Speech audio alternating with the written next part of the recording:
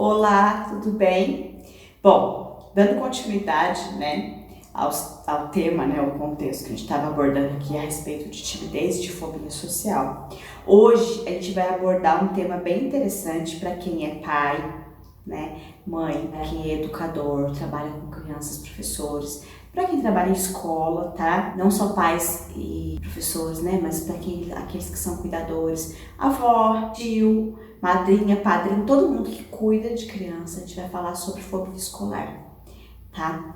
Que na verdade é um tema que amedronta muitas vezes essa família como um todo, porque gera um desconforto e exige um movimento dessa família para essa adaptação escolar, tá?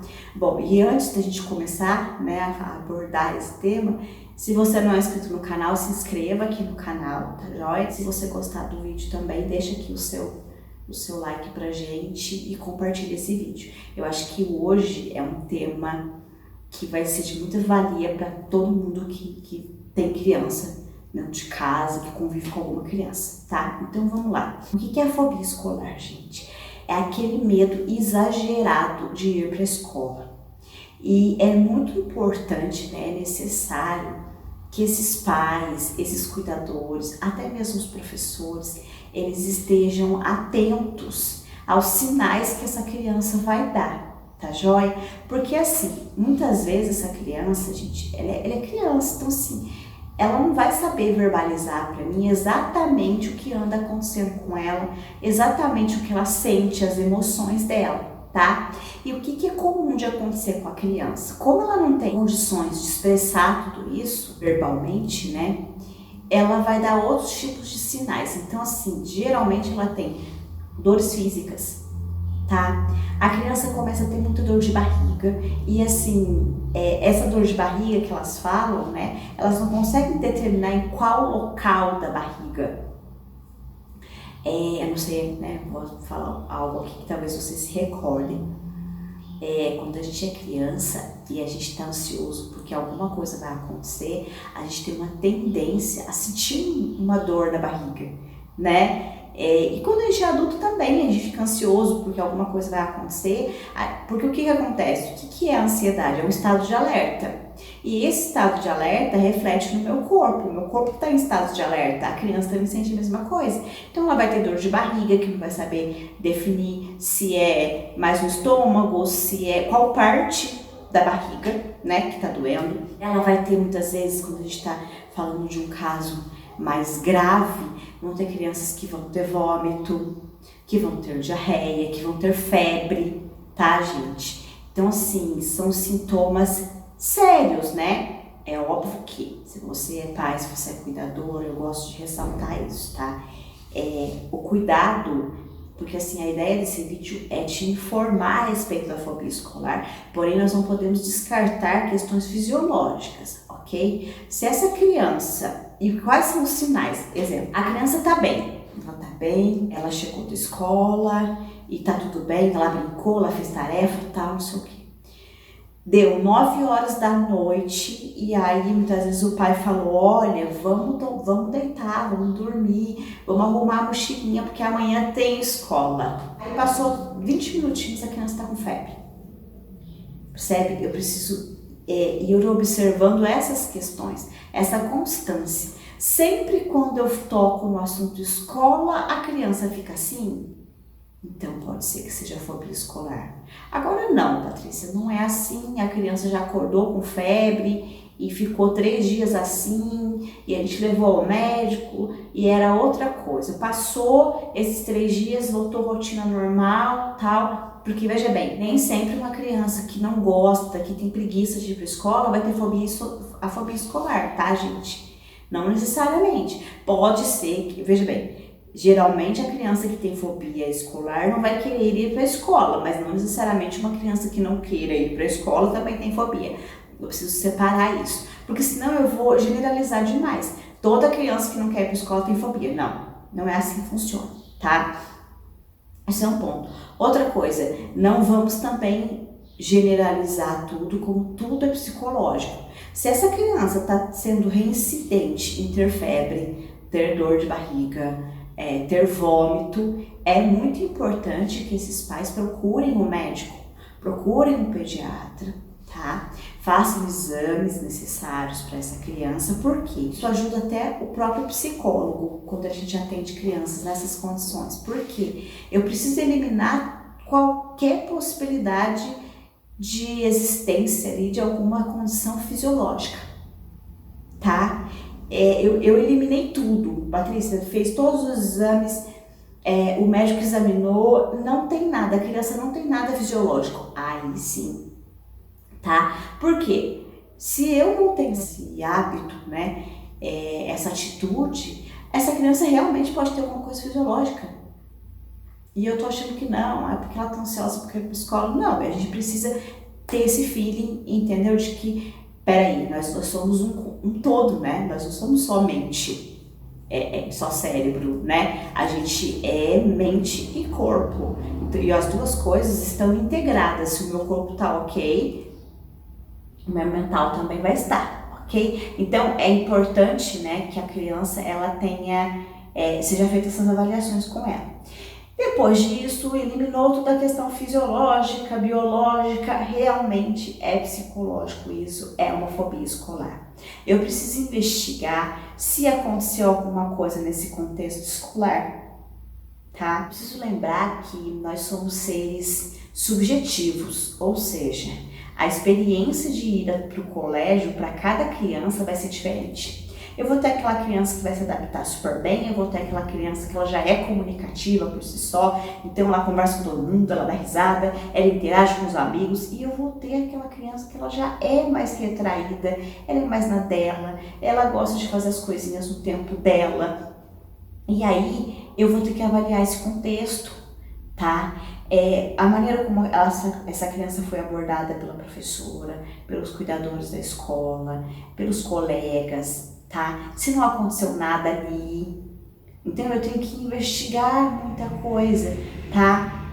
Pode ser isso para os pequenos, né? Porque foi uma primeira vez para o colégio, a sensação do abandono, né? Aí a gente tem um termo, né? Que inclusive já tem vídeo aqui no canal falando da angústia da separação, tá? E aí por quê, gente? Essa criança nunca se separou dos pais, de repente ela se separa. Vai ser esse primeiro momento. Mas eu tenho que lembrar também o seguinte, eu tenho aquela criança e ela ia super bem na escola. De repente aconteceu alguma coisa e essa criança não quer voltar para a escola. Opa, alguma coisa aconteceu. Pode ser que ela esteja com dificuldade escolar, tá? Pode ser que as notas dela caíram e aí ninguém entende muito bem o que está acontecendo com ela. Mas ela se cobra, então ela começa a achar que ela é inferior aos outros, ela não quer voltar mais para a escola. Essa criança pode estar sofrendo bullying, tá? Ela pode estar sofrendo bullying e geralmente as pessoas que sofrem bullying, elas sofrem caladas. Essa criança pode... É interessante isso que eu vou dizer aqui, mas é real, tá? Vamos imaginar crianças com 8, 9 anos de idade que têm o seu primeiro amor, vamos dizer assim, infantil. O que é um amor infantil, gente? Não tô falando do amor romântico, né? Mas talvez vocês se recordem disso. Sabe aquela primeira criança que você disse que gostava?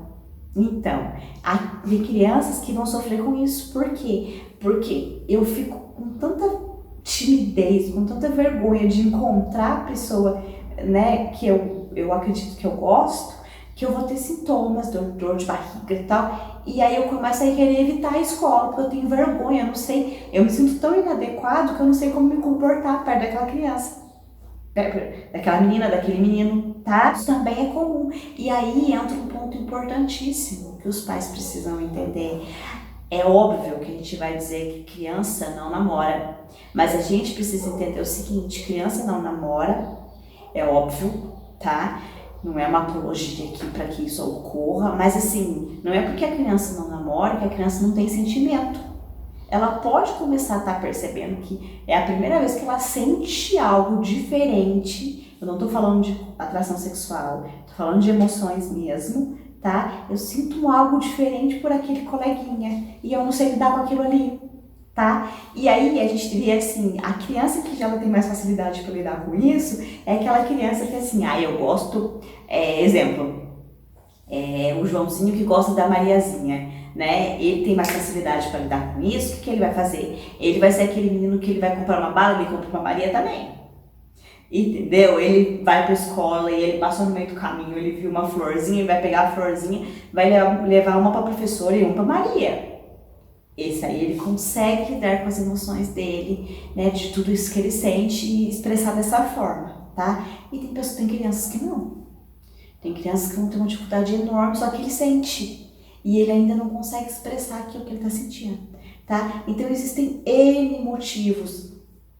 Se essa professora, sem se dar conta, em algum momento ela proibiu essa criança de ir ao banheiro, tá? Só que naquele dia ele estava com muita vontade de ir no banheiro e às vezes ele não conseguiu segurar o xixi.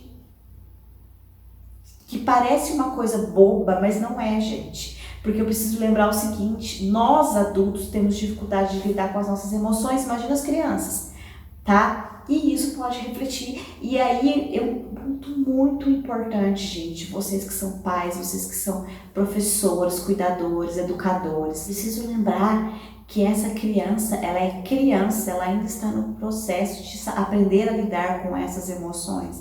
E quem que vai ajudar elas a lidar com essas emoções? Somos nós. Nós somos os adultos. Então, muitas vezes eu preciso aprender a escutar, né? Eu preciso sentir essa criança, conhecer essa criança, entender como é que essa criança se desenvolve, tá? Se essa criança, ela se sente acolhida, ela vai expressar para mim o que está acontecendo com ela. Se ela não se sente acolhida, tá? O processo de escuta aqui é fundamental. E aí eu vou dizer uma coisa para vocês.